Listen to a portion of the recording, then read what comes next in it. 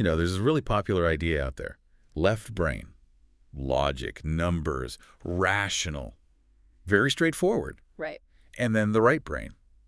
That's the dreamy one, creative, artistic, all the feelings. It's a neat division, isn't it? Simple. It is neat, yeah. And it's everywhere, isn't it? You hear it in, like, pop psychology, management training, even ads. It's pervasive. Definitely. But what if I told you that this common belief, it's not just, overly simple. What if it's fundamentally misleading in a way that actually really matters? Okay, fundamentally misleading. That's a strong statement. Let's unpack this. Yeah.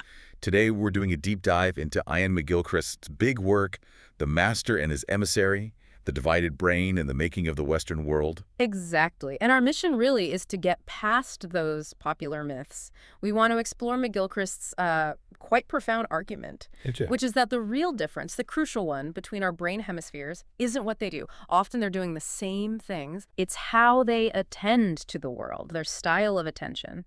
And maybe even more surprising, how this basic asymmetry, this difference in how they look, has shaped, well, almost everything in the West. Culture, philosophy, art. Even my own daily experience. Even your own daily experience, absolutely. So if it's not just logical left versus creative right, what are we missing? What's the real story here? Well, the neuroscience actually shows that pretty much every human activity you can name involves both hemispheres. Oof, really? Yeah, there's huge redundancy. McGilchrist has this funny comparison, like a history parody, where you have the roundheads who are right and repulsive, and the cavaliers who are wrong but romantic. It's kind of like that with the brain myths. Huh. Both sides are crucial for reason, for language, for creativity.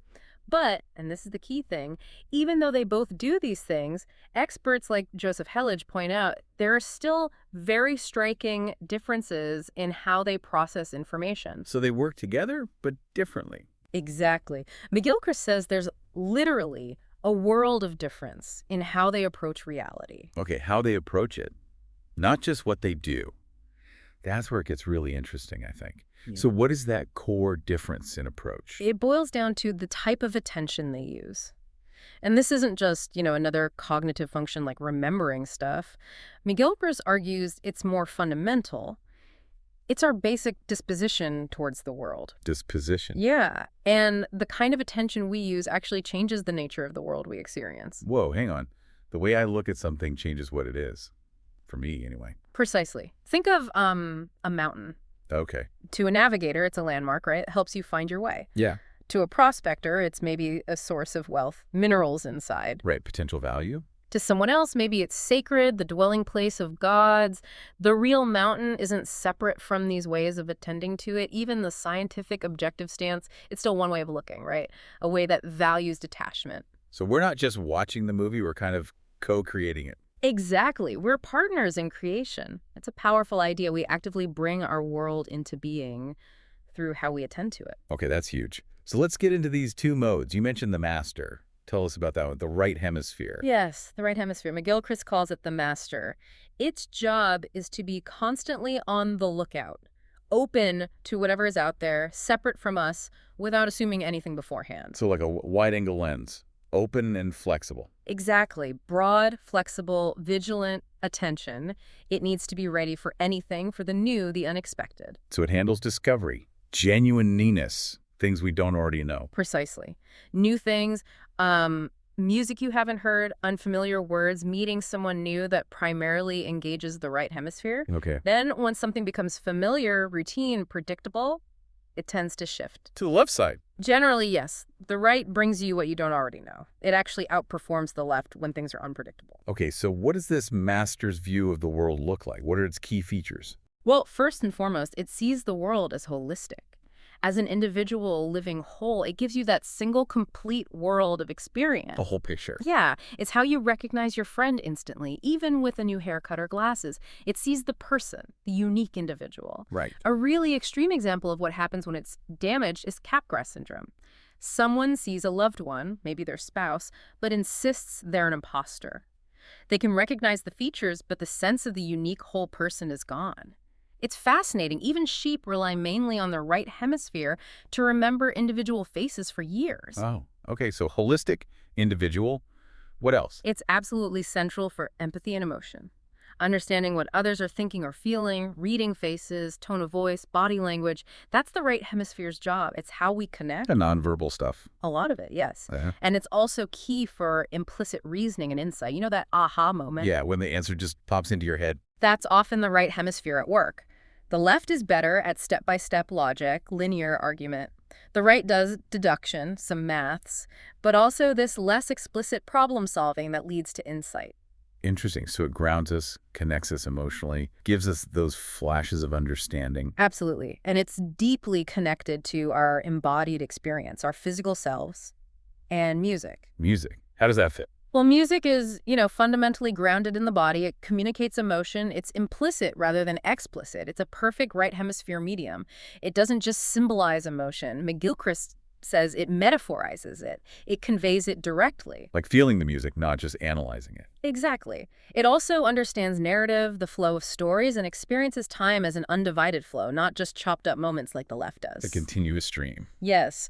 And for the right hemisphere, belief isn't just thinking something is true. It's a matter of care, a relationship where both sides are altered. It's about responsibility, not just control. Care. That's a different way to think about belief. It is. And finally, it allows for authenticity, for what Wordsworth called radical astonishment before the world. And this idea of semi-transparency, seeing through the surface to a deeper meaning, like seeing not just a photo, but the person, the memory it holds. It points beyond itself. That sounds like where our richest, most meaningful experiences come from, our connection to the world, to others, to ourselves. I think McGilchrist would strongly agree. Okay, so that's the master. Now, what about the emissary, the left hemisphere? How does its attention work? It's almost the mirror image in some ways. The left hemisphere, the emissary, prioritizes what's already expected, what's known, predictable. Its attention is narrow-focused, highly efficient for routine tasks. Okay, so less about discovery, more about using what's already there. Certainty and control. Precisely. Its main driver seems to be utility, power, getting things done. It achieves this by classifying, breaking things down. It identifies single features to put things into abstract categories. It takes a sort of detached God's eye view, looking down on a system. So what does this narrow, focused attention give us? What are its strengths? Well, it's brilliant at making things focused and explicit, breaking down complexity into clear, definable parts. Incredibly useful, obviously. Yeah, you need that. But the risk is it can make things feel mechanical, lifeless, if that's the only way you look. Language is its primary domain. Ah, language. Yes, but used mainly to manipulate ideas and objects. It focuses on the structure, the system, maybe less on the deeper implicit meaning. It tends to see metaphors as perfect cheats or just decoration because they aren't precise and literal. Because you can't pin them down easily. Exactly. It also breaks time into discrete units. Think clocks, schedules, timetables. Very useful for organizing things, but it misses that sense of flow. Right. It loves what's clear, fixed, static, systematized. For the left hemisphere, once something is known and categorized, it kind of doesn't change. It wants certainty and fixity. So it likes things neat and tidy? Very much so. It can also be quite competitive, often overly optimistic, and sometimes prone to denial about its own limits. There are famous examples with split-brain patients. Right, I've heard about those. Where the left hemisphere will just invent a plausible but totally false reason for something the right hemisphere initiated. It confabulates to maintain its sense of control. Wow. And finally, it excels at abstraction and decontextualization, dealing with models, categories. But the downside is losing the specific context, the lived reality. It creates, as McGilchrist puts it, a virtual bloodless affair compared to the right's direct experience. Okay, so the emissary is fantastic for analysis, for tools, for systems, for getting things done efficiently, but maybe at the cost of the richness, the life, the connection. That's a very good way to put it. Yeah. McGilchrist argues the right hemisphere, the master, is primary. It grounds us. It takes the analyzed bits from the left and has to put them back into a living whole. The left, the emissary, is essential, brilliant even, but ultimately parasitic on the right, in the sense that its life comes from the right hemisphere. The left can essentially only say yes or no to the rich input the right provides.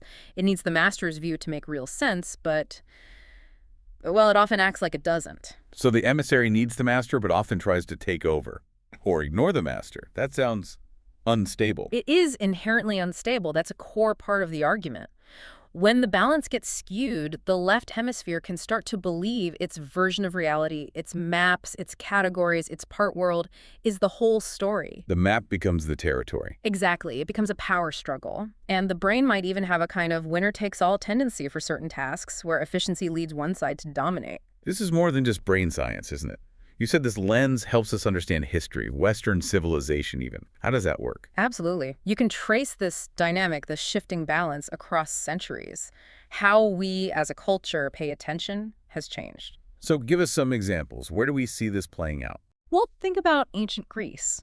Early on, you had thinkers speculating about the brain halves. Philosophically, someone like Heraclitus really captured the right hemisphere's world flux, change, connection, attunement turning back on itself. Okay. But then you have Parmenides prioritizing logical systems over what you actually see and experience, demanding certainty, unchanging truth. That's very left hemisphere. Even the invention of the Greek alphabet, being purely phonetic, pushed towards abstract, decontextualized thinking compared to earlier writing systems that kept more metaphorical links. Interesting. The tools shapes the thinking. They do. Then, fast forward to the Renaissance, McGilchrist sees this as a huge expansion of the right hemisphere's way of being. How so? There is this incredible openness to direct experience, respect for individual things and people, not just abstract types, but unique examples. Look at the art, the focus on spatial depth, the expressive human face, music embracing polyphony, a real sense of the living union of body and soul. A richer, more holistic view. Definitely. But then came the Reformation. And that was a major swing back towards left hemisphere dominance. In what way? It favored clarity, certainty, systems over ambiguity and flow. The written word became supreme over the image, literal meaning over metaphor. Abstraction gained ground, the physical body was often downgraded, even attacks on complex music and tradition. Think about churches shifting focus from the visual altar to the pulpit, the spoken word. A kind of top-down, explicit control. Right, I can see that shift. And the Enlightenment, that sounds like it would fit the left hemisphere pattern, too. Oh, massively. The Enlightenment is almost the peak, perhaps? Thinkers like Descartes famously doubting the senses, the body, seeing them as sources of error. I think, therefore I am. Not I feel or I sense. Exactly. It led towards scientific materialism, seeing mind and brain as mechanisms, a kind of devitalization. Utility became key. Jeremy Bentham, father of utilitarianism, brilliant systematizer, but apparently socially awkward, focused on facts, largely ignoring feelings. It was an era of optimism, sometimes suppressing darker emotions, downplaying death. Vision itself became more detached, like a camera observing. So we sort of objectified ourselves in the world, viewed it all as a machine. That's a strong theme, yes. But then, inevitably perhaps, came a reaction, a powerful counter-movement. Romanticism. The reaction. Yes, a release of the right hemisphere, embracing individual difference, ambiguity, the implicit. The Romantics understood that opposites can coexist, that A and not A can both hold. They focused on body-mind fusion, saw reality as evolving, organic, valued poetry for creating experience, not just describing it. And the art reflected that. Absolutely. Deep landscapes, often with a sense of pleasurable melancholy. Fascination with things only partly seen, mist, moonlight, ruins. The unfinished sketch was valued. Things that hinted at more. That's a really clear historical arc. So, where does that leave us now, in our time? Well, McGilchrist's view of modernism and the contemporary world is, frankly, quite stark. He sees it as potentially the final triumph of the left hemisphere world. The final triumph. That sounds ominous. It leads towards what he calls an unworlding of our existence. We see signs like increasing social disintegration, high mobility, constant change, weakening social bonds, a feeling of being adrift, a homeless mind. Yeah, you hear a lot about that. Alienation. And quite controversially, but based on work by others like Louis Sass, he points to parallels with the experience of schizophrenia. Schizophrenia, how so? In terms of the phenomenology, the subjective experience, difficulty with context, metaphor, narrative, flattened emotion, a loss of the sense of reality, the world feeling fragmented, decontextualized, living things perceived as machine-like. Now, crucially, this isn't saying modern society is schizophrenic, but that the way the world is experienced shares features. And there is some evidence suggesting an imbalance towards the left hemisphere in schizophrenia itself and higher rates in urban competitive settings. That's unsettling. It is. He also points to the rise of related illnesses like anorexia, multiple personality disorder, borderline personality disorder, conditions involving dissociation, empathy loss, fragmented self-identity. These also show links to right hemisphere dysfunction and seem to be increasing. And art. How does that fit the pattern now? Often, art becomes highly theoretical, conceptual. Narratives get disrupted, static scenes, sometimes detached or even celebrating power over beauty, like the futurist admiring war.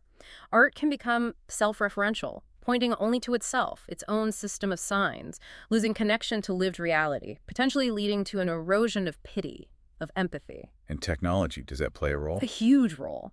Technology tends to externalize the left hemisphere's way of working, making the world seem mechanistic, measurable, broken into components, viewed through abstract frames. This makes it harder for the right hemisphere's mode of attention, its connection with genuine otherness, to thrive. So we build a world that reflects the left hemisphere's view, and then that world shapes us to be more like that. A feedback loop. That's essentially the idea, and the outcome. A potential loss of deeper values, a cynicism where morality gets reduced to calculation or self-interest. The impersonal trumps the personal. Focus shifts to things over people. Social bonds fray. Society becomes about competition, categories winners, losers, leading to more paranoia, distrust. And does this make us happier? All this progress. Well, that's the kicker. The consequences for happiness seem dire. Despite huge leaps in material wealth in the West, reported happiness levels haven't kept pace, and in some cases have declined. There are even studies showing immigrants to the U.S. facing increasing rates of mental health issues the longer they live there. It suggests these cultural patterns might actually be detrimental to our well-being. Wow. That is a challenging picture. Is this purely a Western phenomenon, this imbalance? That's a really important point. McGilchrist stresses that this sharp dichotomy isn't necessarily the human default everywhere. He suggests that some cultures, particularly Oriental cultures like Japan, seem to have maintained a better balance, perhaps remaining more grounded in the right hemisphere's way of experiencing the world. How does that look different? Well, there's often a healthy skepticism about language getting the final word, the famous Zen saying, language is the finger pointing at the moon, but you want the moon itself, not the finger. Right, don't mistake the map for the territory again. Exactly. There tends to be more emphasis on specific, existing things rather than abstract generalities, more reliance on intuition, context, seeing the whole picture, rather than purely linear logic. It offers a powerful counterpoint, a different way of being. So reflecting on all this, that sense of being embodied, our physical nature, seems really important. Immensely important. Our embodied nature is something the left hemisphere often wants to discount, seeing it as messy, transient, unreliable. But our thinking, our feeling, it's all bound up with our bodies, mediated by the right hemisphere. The body is the ultimate reminder that we're not just abstract minds, the ultimate rebuff to the left's fantasies of total control. And beauty. You mentioned art becoming theoretical. What happens to beauty itself in this picture? McGilchrist argues strongly that beauty isn't just subjective in the eye of the beholder entirely. It seems to have a remarkably stable core across time, across cultures. He describes it as a kind of disinterested love, a connection, a reverberative process between us and the beautiful thing without wanting to possess or use it. Unlike desire. Unlike simple acquisitive desire, yes. The left hemisphere, by trying to reduce everything to utility, or by making everything potentially art, through abstract definition, paradoxically risks destroying beauty as a felt living force. So if the master, the right hemisphere, has been sidelined, betrayed even, and we're seeing these negative consequences, how do we fix it? How do we restore balance? Can we? Well, the goal isn't to get rid of the left hemisphere. It's essential. It's not about choosing sides. McGilchrist suggests the aim is reintegration. The explicit analytical work of the left hemisphere needs to be returned to the realm of the right hemisphere where it can once again live. Return to the context, the whole picture. Precisely. He uses the term Aufhebung, a German philosophical concept. It means something like to sublate, or to lift up and preserve while also transcending. Differences cohere to create something greater than the parts. It's about remembering that difference, the tension between these two modes, can be creative, not just conflictual. Wow. This has been an absolutely fascinating journey. Really makes you think about how we perceive everything, how our brains literally shape our world. It really does. This deep dive, it's a challenge, isn't it? Yeah. To reconsider how you pay attention day to day. Are you living mostly in that part world, the world of fragments, abstractions, labels? Oh. Or are you actively cultivating that broader, more engaged attention, that disposition towards the other, the rich, living, complex, interconnected world that the right hemisphere reveals? So for everyone listening, what does this really mean? It feels like an invitation maybe to just pause. Yeah. Reflect on how you're looking at things. Exactly. The source material reminds us, we can't just remake our values whenever we feel like it. The core concepts of beauty remain. That's why we can still appreciate art from centuries ago. So the question becomes, what values, what ways of knowing, what kinds of attention might you be unconsciously neglecting? And what could you gain, what could we gain by rediscovering a more integrated, maybe more authentic way of being in the world?